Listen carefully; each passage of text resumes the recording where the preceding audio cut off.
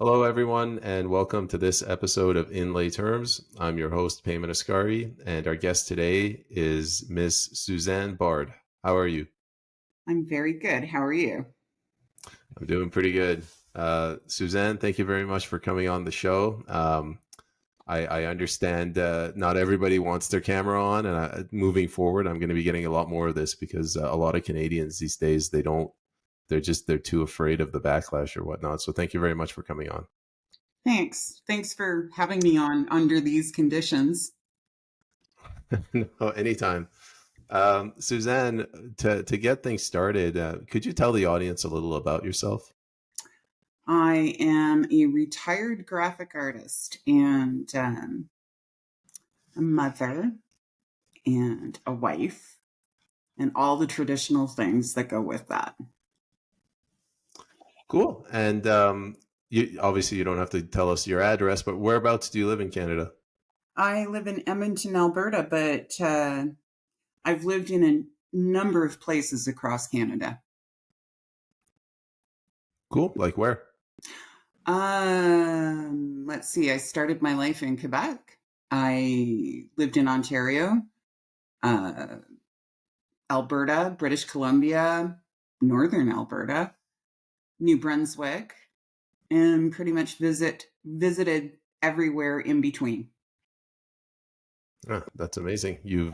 I've never been out to the Maritime provinces, so you have me beat on that one. It's absolutely the best people in Canada. Some of the best people in Canada, really warm, really welcoming, and a lot of fun. I'll check it out someday. Suzanne, to get the conversation started, I wanted to ask you about something you said to me. You said that like originally you were on the left and then you moved over to the right. Now, I've heard that from a lot of people, and I have a lot of questions. But I'm gonna to start it off. I was gonna ask if you could comment on that. This one is a hard one, right? Because when I first started thinking about where I actually stood politically, um, I had to actually go and look up what liberalism, classical liberalism, was about. And it turns out that it was everything that I believed in. It was individual autonomy, it was individual rights, freedom of speech, economic freedom, political freedom, just all of the freedom stuff was classical liberalism, and that's where Canada started. And then conservative, I always thought these were the people that were going to limit everything, bring in laws to take things away from people, to, um, hold fast to certain traditions that sometimes are antiquated or outdated, just simply because of new technology or just the way we live. Just city life does not equate itself to rural life where you're farming for your food. You don't farm for your food in the city. So, there are certain traditions on the conservative side that you don't need anymore. So I always thought that I was a liberal.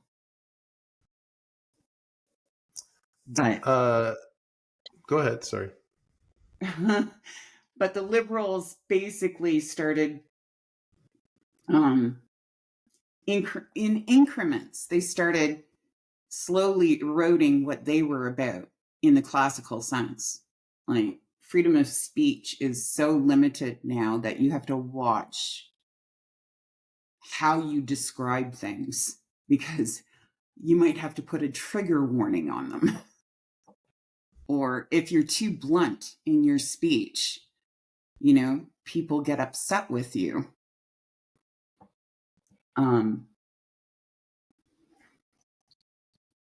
Yeah, like just I like people to be able to own their own business and make their own money and be their own people, like, and hire other people and be a contributing member of society rather than somebody that is stuck so heavily under rules. But you're looking at the liberals nowadays, and it's like they don't want to grow the country. They don't want people to be like financially secure anymore. They want to put up guideposts on how you do things, how you make money, and how much money is you're allowed to make. If you're a millionaire, oh well, maybe we should tax you more. Or if you're middle class, well, you're definitely going to get taxed more. And if you're poor, well, there's just no money to tax. Like nobody is looking at self-reliance anymore. Does that, or I did I wanted to, just yeah, read? no, that's a fantastic answer, Susan. I wanted to ask you about the concept of like business freedom, the ability to run your own business anyway without government intervention. Can you think of like a concrete example contrasting it with like the 90s to today of how there's so much more government intervention? If you can't think of it right now, we can come back to it. Well, there's government interventions on grants, for instance. Like if you're a woman, you can get a grant easier than if you're a man. Right there, that's sexist as far as I'm concerned. If it's a good business and you have a good business plan and it's something that the government wants to invest in, right? Shouldn't it be equal for everyone?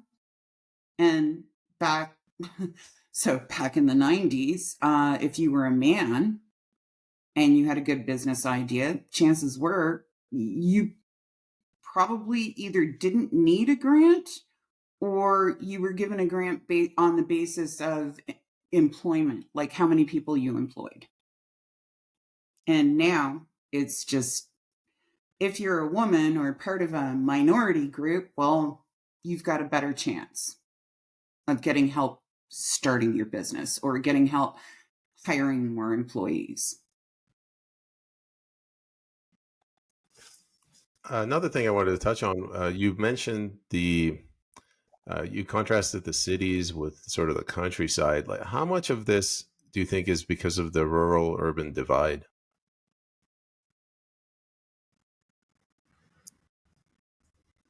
In what sense? Let's take an easy one in the sense of the Liberal Party has leaned in heavily into the cities. So, everything's moving super fast. Nobody has guns.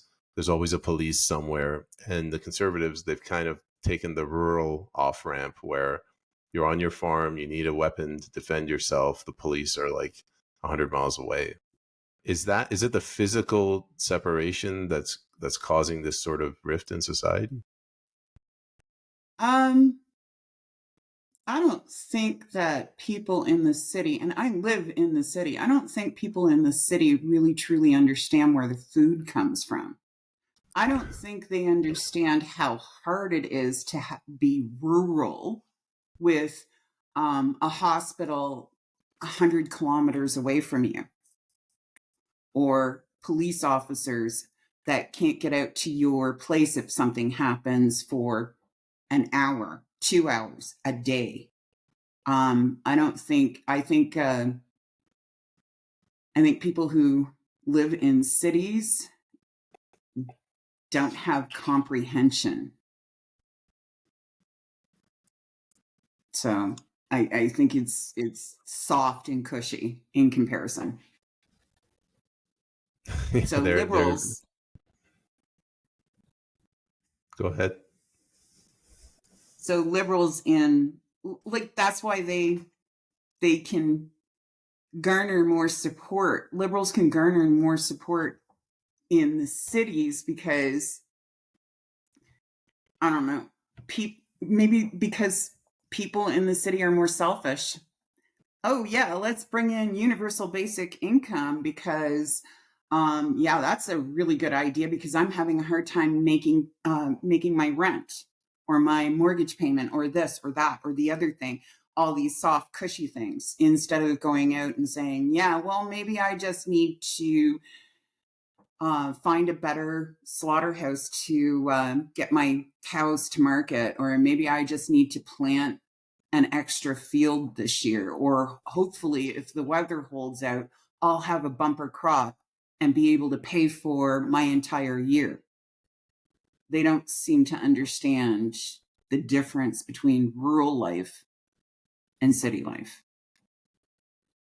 I'm going to tie that. So I interpret that as there's a lack of individual responsibility in the cities because everyone's a cog in the machine and they've become reliant on the government. I'm Yeah. tying that with I'm trying to tie that with mass immigration, where they're bringing in immigrants and they mostly go into the cities. So it's creating this like positive feedback loop. I guess what I'm Yeah. asking is what's going to happen to your desire for classical liberalism as these cities get bigger and bigger? Well, classical liberalism died in the city about 15 years ago. Died. It's gone. We don't have liberals in classical liberals in the cities anymore. We have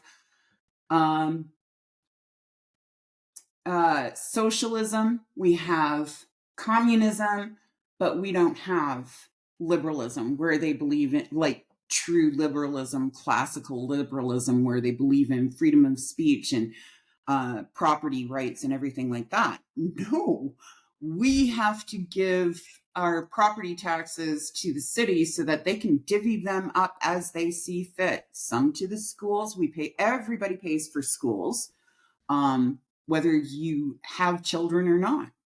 It's socialism. It's you're reliant on everybody making on a division of assets in a city. You the roads are not like out in the country. Your road going into your property is your road from the highway to your house. It's yours. But in the city, everybody uses the roads out in front of your property. Everybody uses, like, they have no sense of property rights in a city.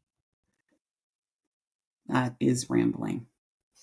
No, it's fine. That is complete rambling. I agree with you. And I've been on farms. I've lived on farms, and the first thing I noticed when you move to a city to a farm, you're like, there's such a thing as roads that aren't owned by the city. Like, how did this happen? Like, it blows your mind that you can actually have something called a private road.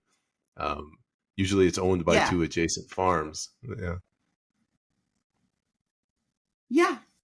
And those two adjacent firms come up with an agreement between themselves to clean it off, or to keep it maintained or whatever they need to do.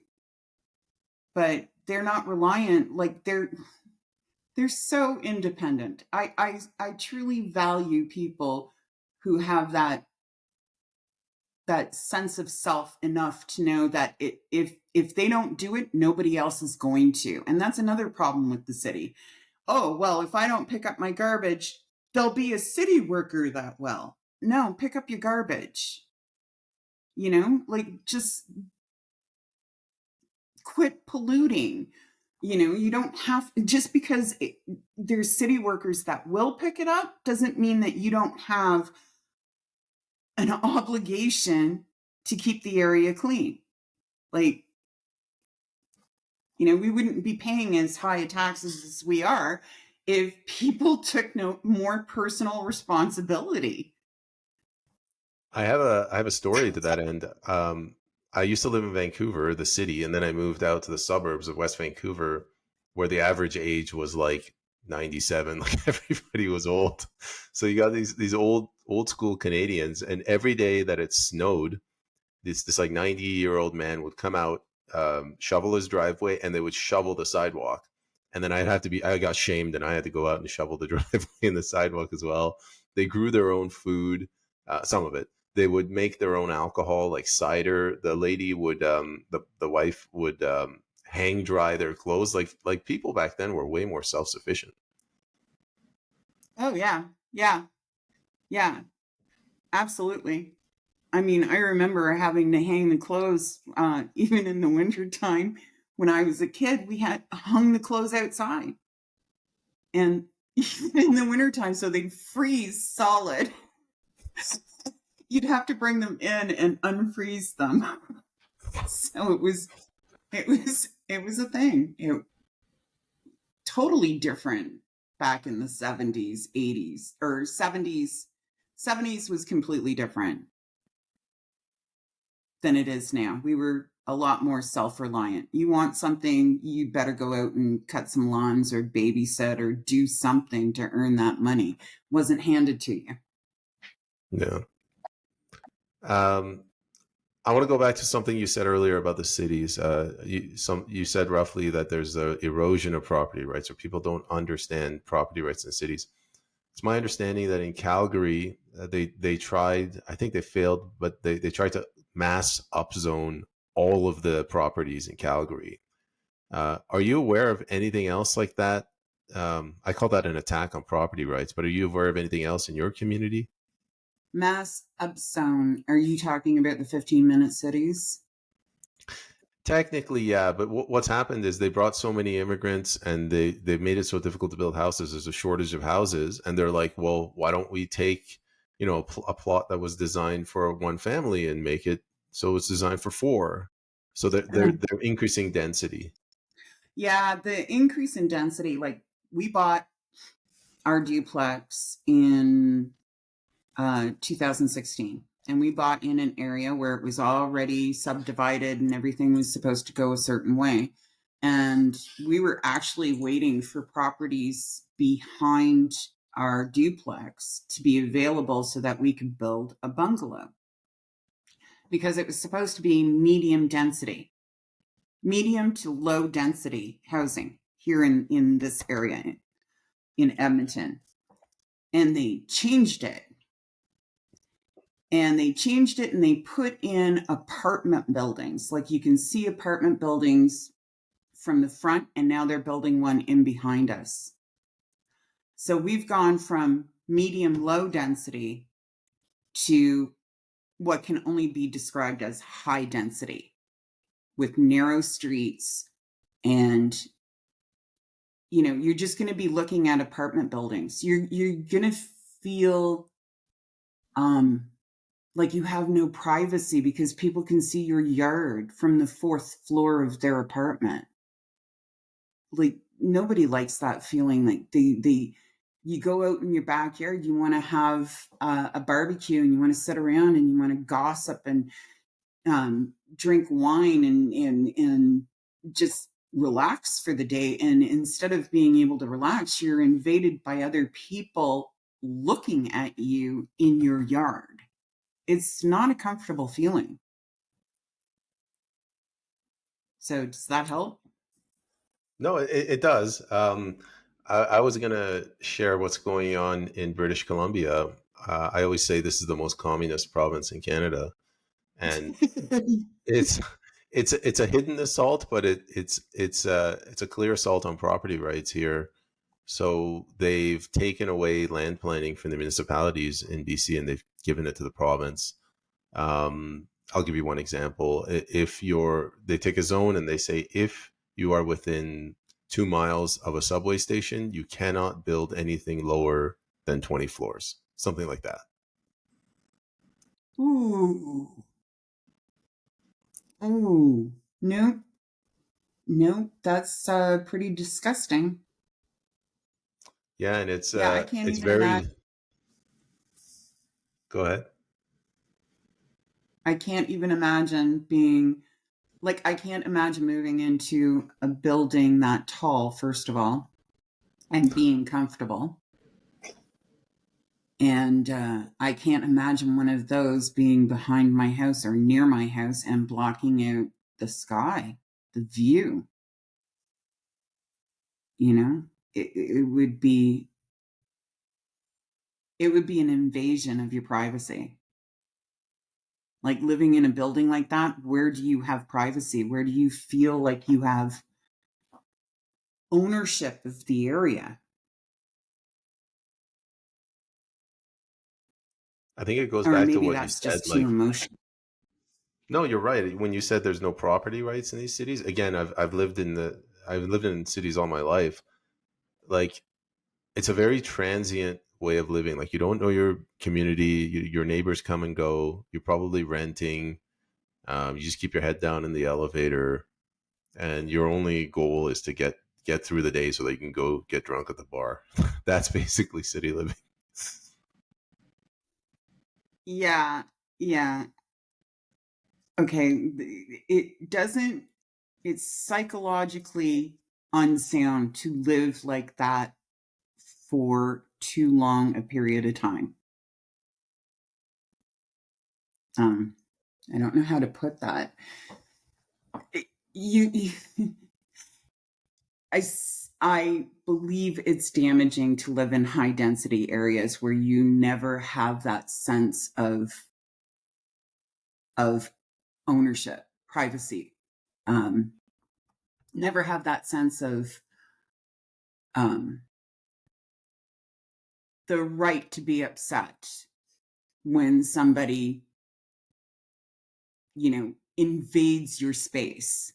Like, because it's not necessary. The elevator that you use is not your elevator. It's everybody's elevator. But it's the way you get to and from your property. Does that make sense? And I think after a while that would probably, if you got too used to it, it would probably hurt you as a human being because you're not connecting to privacy and ownership. And I keep on saying the same words over and over and over again. It just seems like it would be horrible. I have a theory that these cities, they're almost like a metaphor for the decay of governments. So if we take that elevator, imagine if you made an argument against I don't know, the LGBTQ community, and then the Strata Council got together and they're like, Susan is not allowed to use the elevator anymore. To me, that's basically what the government did with freezing bank accounts. It's like you're Oh, taking something. Does that make sense? absolutely.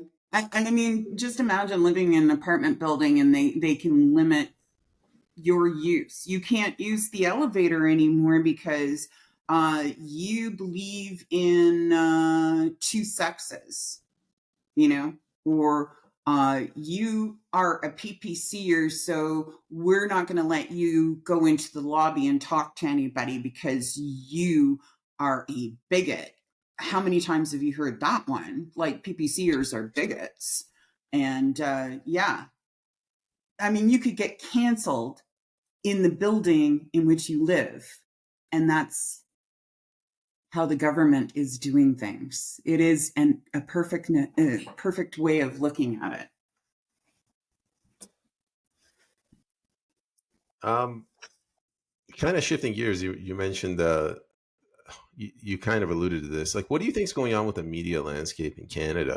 Is the government, has it just completely bought off things like CBC? Well, we all know that they have. I mean, you give them billions of dollars, of course they're going to be kind to you, to one government or the another or another. But the fact that they've never mentioned Maxime Bernier on any of the mainstream media, unless it's in a negative connotation, it's telling.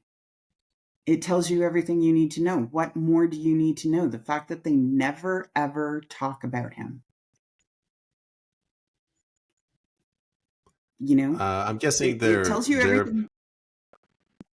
yeah, but they're probably looking at that and they're saying any publicity is good publicity, so let's not give Max any publicity. But I agree, like it's just so transparent that the CBC is just a mouthpiece of the government.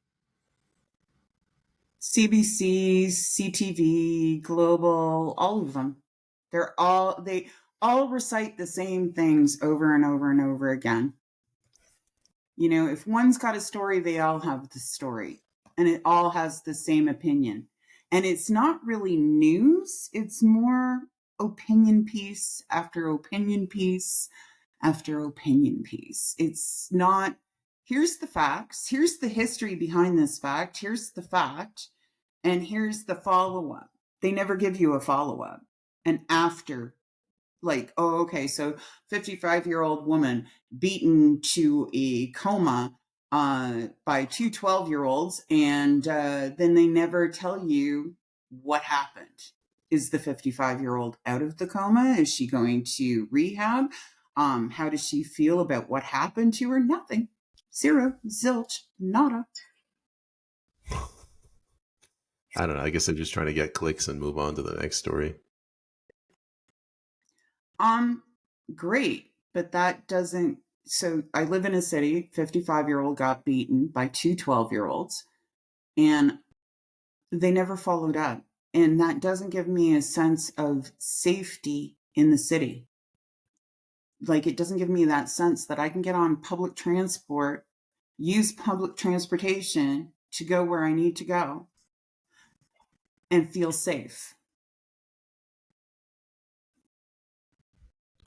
Is this a common theme where you are? Like, it's things have gotten worse and worse and more dangerous.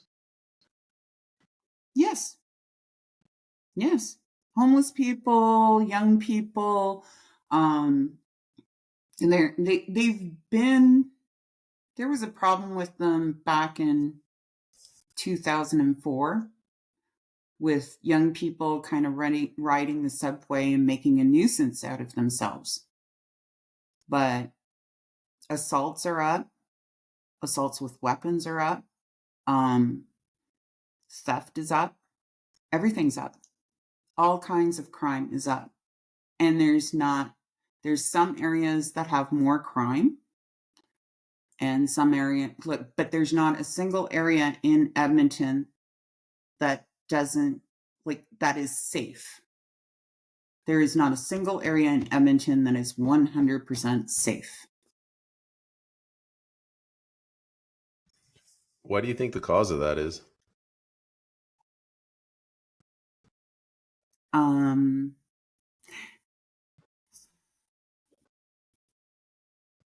Well, going back to reporting, if you were reporting on this, then there would be more of a demand for the police to do something about it. If you were reporting the long-term effects of a 55-year-old beaten into a coma and having to go through rehabilitation and losing money, like couldn't go to work and all the rest of it, and how it affected her long-term, you would have a demand for the city to do something about the crime. I mean, this whole thing about CBC and all the other news stations not reporting on the bad stuff, or when they do report on the bad stuff, they don't follow up, or they don't give you a history of it, or they don't give you a backgrounder. It's really affecting our ability to know when to demand our government, like a city government, provincial government, doesn't matter which government, to demand from the government for them to do something about crime, about homelessness, about everything. Like, Edmonton went from, and I think I looked at the homeless number in 2019, 2020, and we were at 900 homeless people, that verified homeless people, or about 900 verified homeless people. We're over 3,000 now. Over 3,000 people are homeless in the wintertime.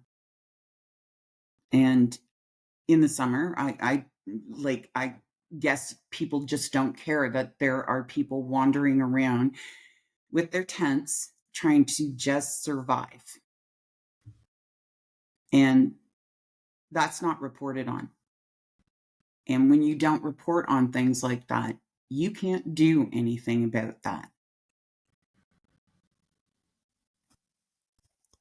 What do you think's going on? You meant that's a huge escalation from 900 to 3,000 in a couple of years. Is it?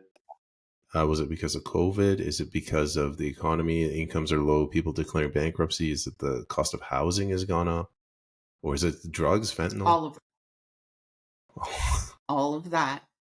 Absolutely all of it. And I don't know if the drugs come before the crises or after the crises. Like, I don't know if your drug use begins after you've lost your home, after you've lost your apartment, after you've lost your job, or does it come before that? And that's the reason why you lost your home, your job, and your income and everything that kept you stable and alive.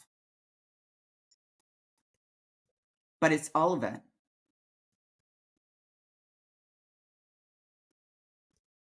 Yeah, it's happening here. Well, when I Vancouver, downtown Vancouver, where I grew used to live, that's a war zone. Like I saw the writing on the wall in 2019. I moved out. I went there a few days ago. There's homeless people everywhere. Yeah. Um, and homelessness breeds crime. So people at 5 a.m. they're walking around drinking on the street.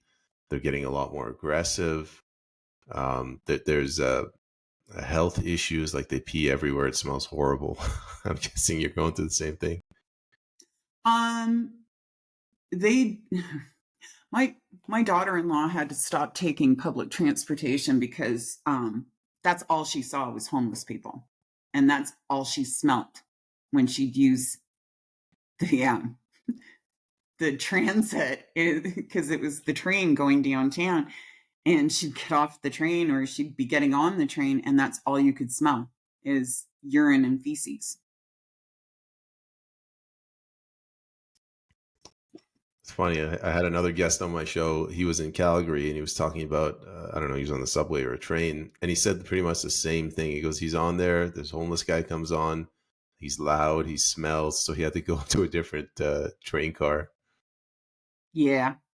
Yeah, I haven't taken public transportation. I'll probably refuse to take it. I'll probably walk somewhere before I'll ever take public transportation in this city ever again. It's too risky. It's too dangerous. Uh, my memory is horrible. You said you're in Edmonton, correct, right now? Yeah. Yeah. Um, from my understanding, Edmonton is like, it's a big government town and it's pretty left leaning. Is that true? It is a big government town because it is the capital of Edmonton. It is extremely political here. And left leaning. Edmonton is more left leaning than Calgary. But I'm gonna have to interrupt you there. You're gonna have to translate for that for us over here in BC, where we're far to the left of you. Is Calgary supposed to be like a left city? Calgary is a conservative city. It's more conservative than Edmonton. Edmonton still has NDP ridings. Not federally, just provincially. Like right now, the UPC and the NDP duke it out all the time. And yeah, I'm politically homeless when it comes to provincial politics. I don't agree with everything that Danielle Smith does. I mean, her latest one is halal mortgages, which I just started shaking my head and couldn't get over, because as far as I'm concerned, there shouldn't be, one type of mortgage for one type of person and everybody else gets this type of mortgage. If you're going to rip off people, rip them off equally. Let's not. It's finances. Anyways, Danielle Smith, she's not exactly conservative. She worries me. But at least we got rid of Rachel Notley, which years ago, I have to admit, I used to like her. And now I shake my head when I think, I used to like her? Why did I like her? But Can I I'm explore that? politically Because homeless. I run into a lot of people who say, they were previously NDP or Green Party. What was it about Rachel Notley that attracted you to the NDP? It was specifically Rachel Notley. I I thought she was getting a bad rap. I had come from Ontario. Rachel Notley was in power, and I thought everybody was being a little harsh on her because, even Trudeau was a bit of a, I don't know, kind of creepy. Like he would put her down, or he wouldn't give her aid for the fires. Fort Mac pretty much burnt, and Rachel Notley was trying to get federal aid for that, and he basically gave aid to everybody else that had a problem. Didn't think he'd have a problem with Alberta, but yeah, he did. So I don't quite understand why he didn't give her money for, a whole area burning, but he didn't. And I thought she stood up to him quite nicely. And then now I look at it and I'm like, why did I ever think that she was doing what was right for Albertans?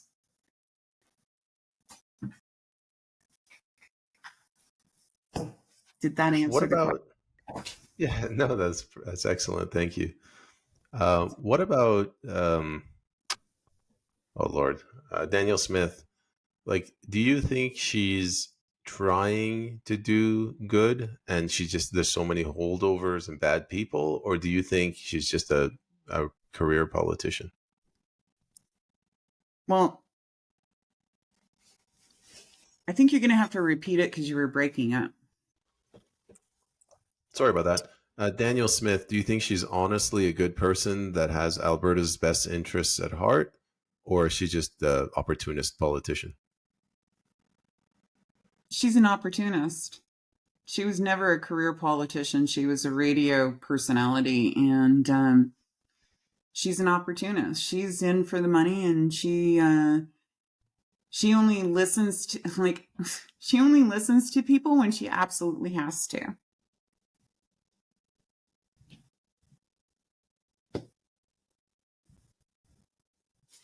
That's interesting. Yeah. She's pandering as much as any of the other politicians are pandering for votes. Kind of the rest of Canada, we're looking in at Alberta, and I'm sure you've heard this. We think of it as the Texas of Canada. A lot of us here in BC are like we're waiting with bated breath, wondering if Alberta will open the way for liberty. Do you see that that's the Alberta's role, or do you see it as we're mistaken? When you consider that it was Saskatchewan that led the way for liberty for certain parental rights, I don't see Alberta is failing to lead the country. If we are the Texas of Canada, then our leadership is failing to lead this country into liberty. It's very disappointing. The rural Albertans have more backbone than even the leadership in the province.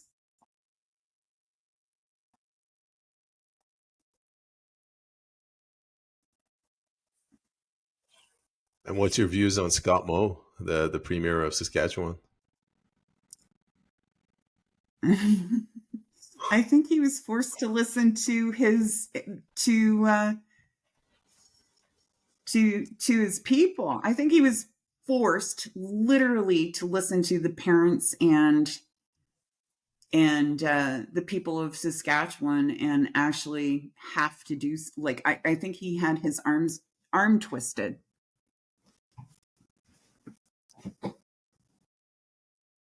I mean, if you were to give credit to anybody for standing up to,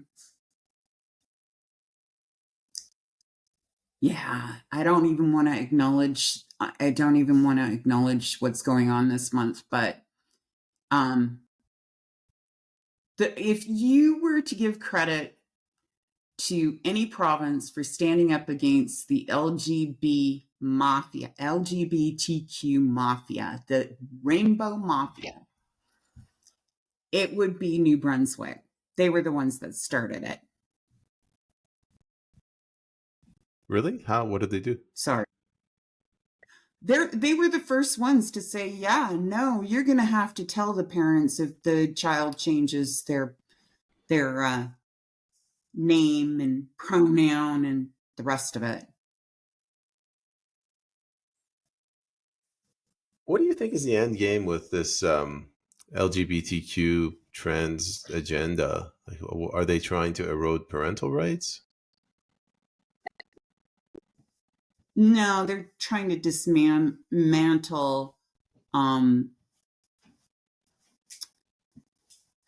It's not just parental rights. They're dismantling the family unit.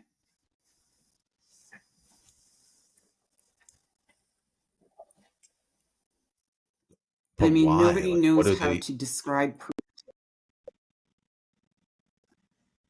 But why? Like, what does the Liberal Party get out of destroying the family unit?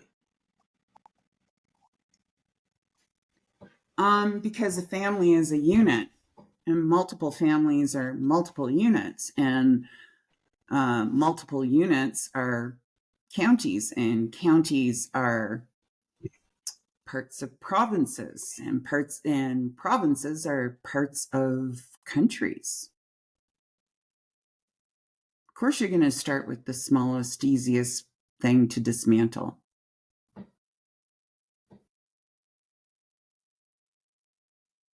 The government doesn't like competition. Well, it's easier to control. Okay.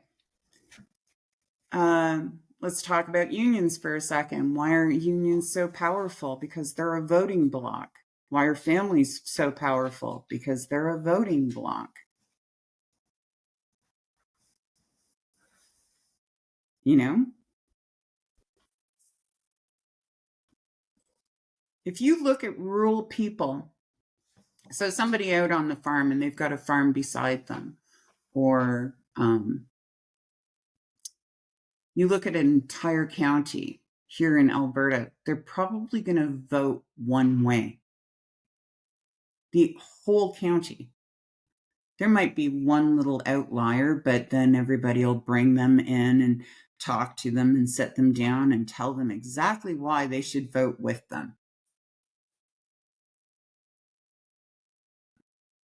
Because they're dependent on each other. They're far more dependent on each other. Like if a farmer is having a hard time getting their field in, the other farmers will go and help get that field in. They want to see each other successful. You know, it's like a family member.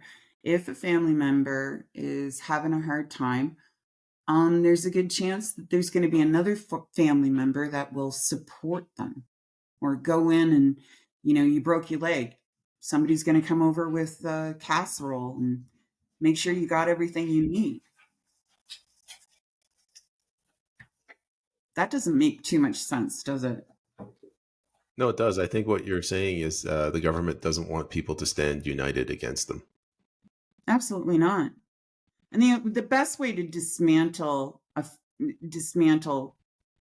people from standing against them is to make sure that they don't have anything in common, or to make sure they hate each other. Well, do you hate your family? No, you don't hate your family. You might not get along with them, but you don't hate them.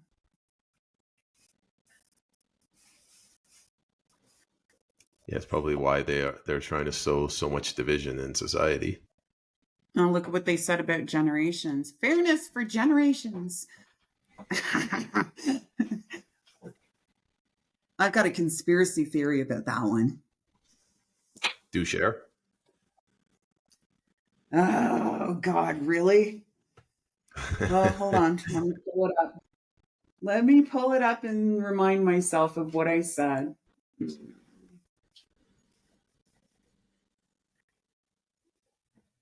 I got to find it now. I wrote everything down.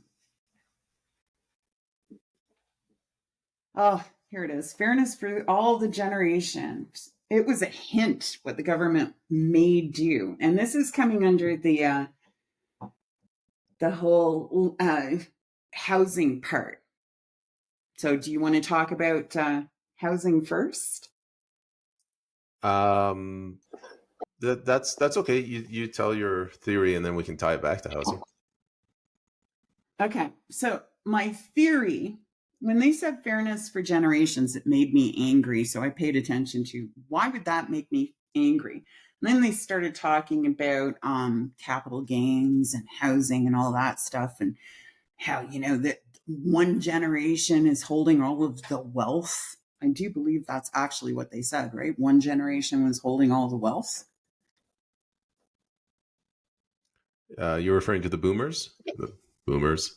Yeah. Yeah. Do you know how many boomers there are? People over the age of 65 plus?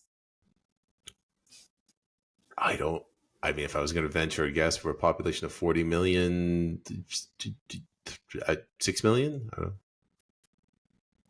7.3 million. Do you know how many of them own their own home? 0.3. 75%. Oh, wow. 75%. Over 5 million people own their own home, and they're all 65 plus. So that attack, that fairness for the generations, and that the wealth is being held by these old boomers, and that disrespectful, oh, we want fairness for the generations, and these poor Zoomers that don't have any money. Well, we're going to have to tax those boomers, right? We're going to have to put capital gains on those tax. And what they were actually saying is, those boomers are going to start kicking off. Or some of those boomers are already in nursing homes. When they kick off, they're going to leave their house to somebody, and we're going to take 66% of it, of the capital gain, because it's not a primary home. So we're going to take 66% of that capital gain. And who's going to lose that money? The boomer's dead. The boomer is somewhere else. The boomer dies and they leave it. So the government gets 66% of something that was paid for, 30 years ago? And who loses the money? The Zoomers. It's not going to be passed down to them. And what if 75% of them own their own homes, and that 3 million, they need to build over 3 million homes? What's the easiest possible way of getting some homes without actually having to cut down a bunch of trees and get some copper and some PEX and put it into a house? Like, what's the easiest possible way of getting those homes? That's my conspiracy theory, is that when they started talking about generations, knowing that there's 7 million boomers over the age of 65 and 75% of them own their own homes, the 5 million of them own their own homes, who's the easiest people to take from?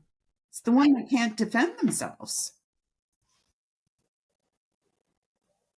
For the record, I don't think that's not a conspiracy theory. That's a rational, reasoned thinking on your part.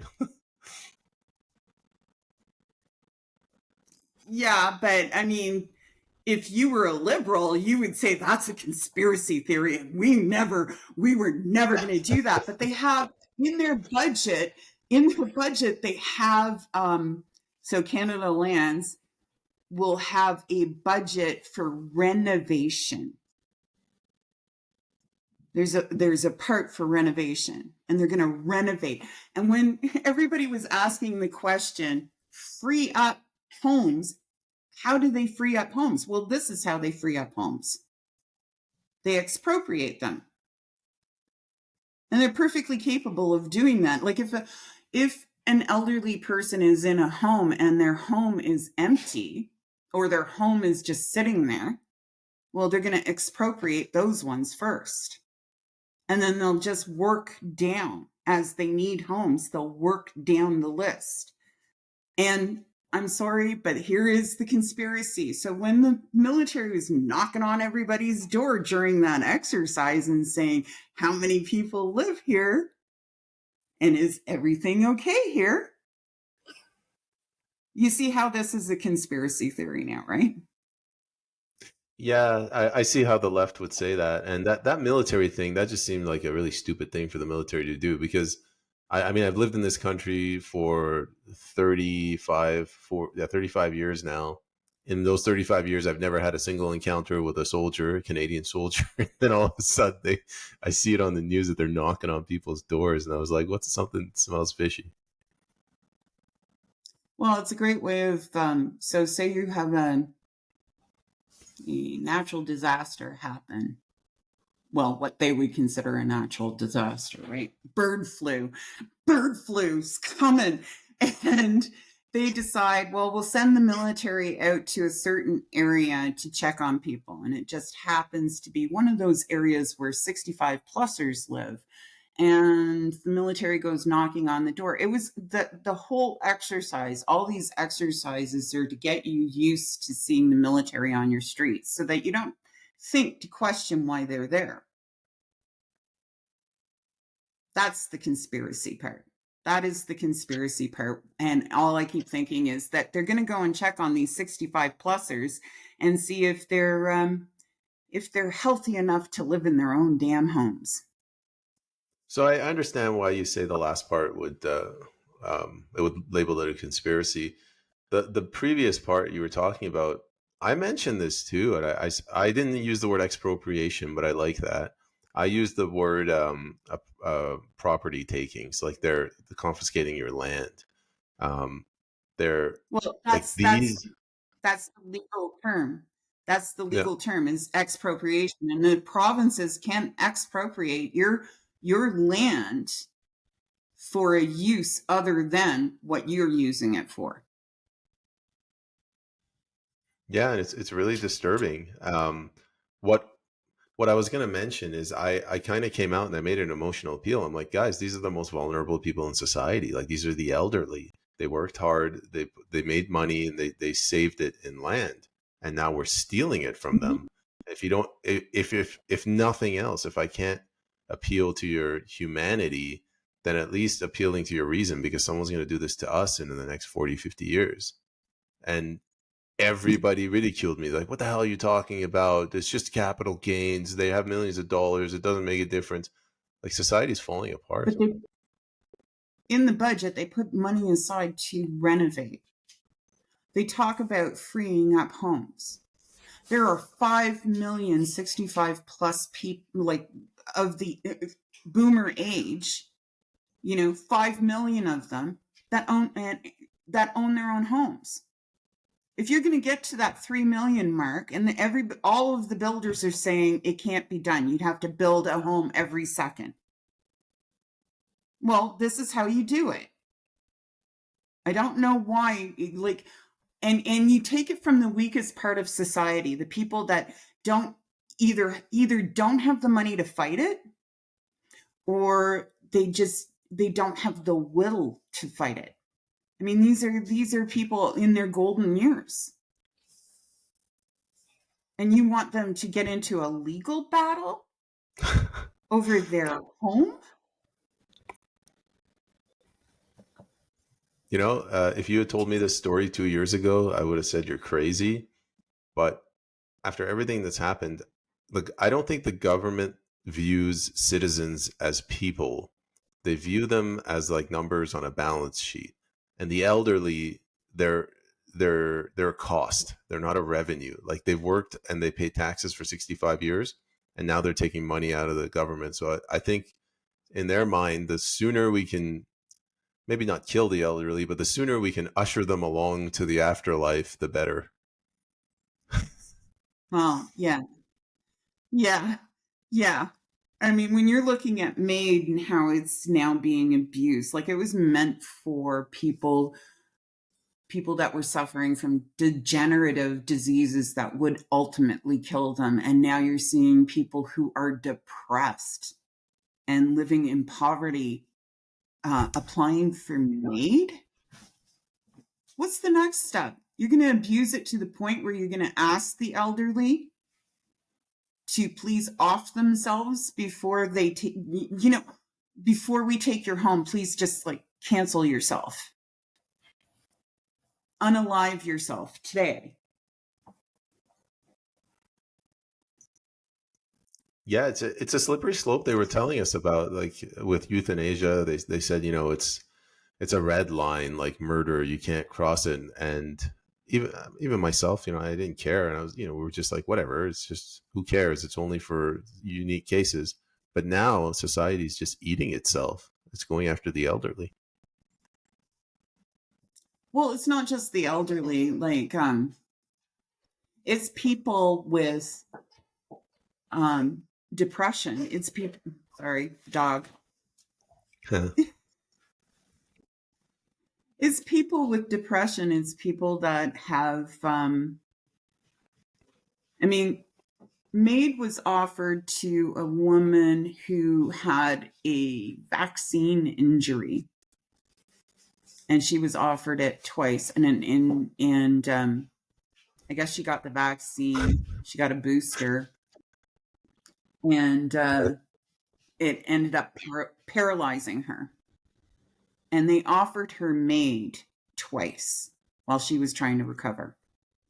I'm laughing because that is just an absolute conflict of interest. Like, you must take this vaccine. Hey, why don't you take MAID? Don't sue us. Take MAID. Exactly. Because how can somebody be alive to sue the government of Canada for support or anything else when they're dead? Oh, your life is going to be so hard because you are now paralyzed from the neck down. So instead of you can use MAID. Here you go. Here's MAID. You can off yourself now. Yeah. I'm still waiting for the day that some days soon someone's going to be so terminally hungover they're going to request MAID. I'm waiting for that day. Yeah. Wow. I'm MAID is too much for me. Like, it just seems like it's too abused, and it just seems like it's going to go to the point where if you're 75 and older, you should be making use of aid or MAID. Susanne, I did an interview with a doctor, and I was shocked. I thought MAID, like the number of people that are dying from it in a population of 40 million, I thought it was like, I don't know, 12 people a year, 100 people a year. He said it's 4% of all deaths, and not just the deaths in the hospital, all deaths, including homicide, including natural death. 4% are because of MAID, and in Quebec, it's 8%. It's the largest killer of Canadians right now. Over 15,000 people used MAID in 2023 or 2022. That is, and that is astounding. Yeah, it's the number one killer. It kills more people than heart and stroke, which used to be the number one killer. So, and then there's the problem of, with MAID, there's the problem that you have 15,000 people making use of MAID, and then from that, they're getting something like 5,000 organ donations. So it's also become one of the largest source of organ donations. That's what it goes back to what I said. Like, increasingly, I'm getting the sense that government doesn't treat citizens as people, but just numbers on a balance sheet. Like, if you die, not you, there's a cost savings, there's no more healthcare, and there is a revenue from organ harvesting. Well, yeah, you could actually look at us as like years ago, right? You'd go to the junkyard and you'd strip a car down. And even though that car didn't run anymore, wasn't doing too much for you, or it wasn't working anymore, you could strip that car down and make more money off of its parts than you could off of its whole. So we are just parts. Canadians Canadians are being stripped down for their parts, for their income tax, for their EI, for every little thing that the government can get off of us and have been getting off of us and now made. And organs, hey, cool, we're parts. Yeah, this is not the Canada I immigrated to in '89. No, this is not even the Canada that I recognize from my teen years. I probably had more freedom than anybody could even understand nowadays. Like in 1987, here's one for you, and I know I'm going way off topic. In 1987, we had there was 24% of Canadians were illiterate. So that's pretty damn good. That meant that the generation like I came from were fairly literate. Literacy rates, 49% of Canadians are illiterate in Canada right now. 49%? Is that because we've imported immigrants that can't read, or education sucks? What's going on? I'm going to say it's a little bit of column A and a little bit of column B, because even immigrants come with a certain level of education, right? Or we wouldn't bring them into this country, right? They have to be somewhat skilled to do jobs. But when they dumbed us down. So immigrants come, and if they need a little bit more education, fine, they go back to school, or they put their kids in school. And right now, we're looking at 49% illiterate. So a reading level where you can read a prescription bottle and take the right number of pills. You can follow directions. That's where we're scoring. We're illiterate. I was gonna say I always like to look at on the positive side. At least 51% can still read. We haven't crossed the tipping point. And I think those 51%, I seriously think those 51% are conservatives, because they seem to not only read and comprehend what they're reading, but they can actually decide for themselves how they feel about it. And they don't follow mob mentality for the most part. That's a shocking statistic. Oh Lord, that's we've crossed the 1 hour mark, and I don't want to end it on Canada as a borderline illiterate country. Susanne, can you give us? Let's leave the audience with something more positive. What do you think is going right in Canada? What do you think people should be doing to get this country back on track? What do you think? It's a tough one. What do I think Canada's doing right? And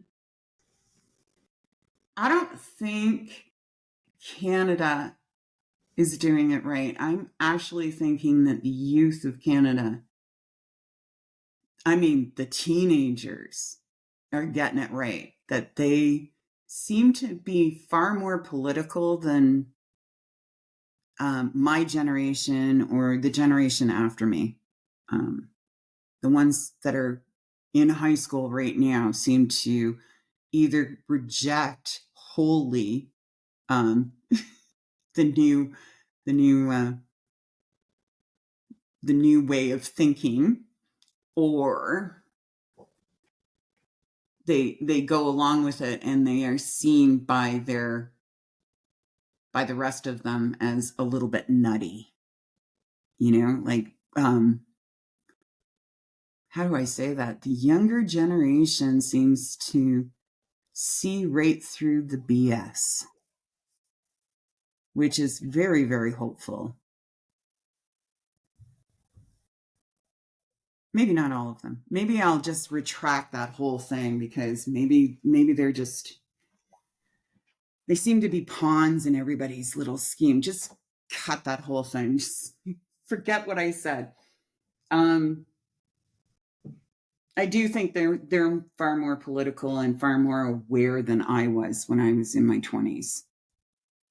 The youth of Canada today. And I'm hoping that they're the ones that are going to, it's either going to be my generation, the generation X. Ooh, that didn't sound right. It's either going to be my generation, or it's going to be the really young ones that are going to stand up and say, that's enough, to the rest of these policies and these things that are just literally destroying us. So Hopeful. I like that message to end on, and I'll add that I've never heard someone else say that the teenagers are the ones that are waking up, and I don't know. That's a good message. So thank you. You're welcome. And it's a hopeful one, because if the teenagers do wake up, then wow, it's not going to be as much of a burden. We can just convince their parents to understand, and we can convince our children to understand. Definitely. Well, that brings us to the end of the show. Miss Bard, I wanted to thank you very much for coming on and having this chat with me. Thanks. It was a pleasure. Sorry we got off topic. Don't be sorry. It was a good chat. Okay. Take care. Bye. Bye.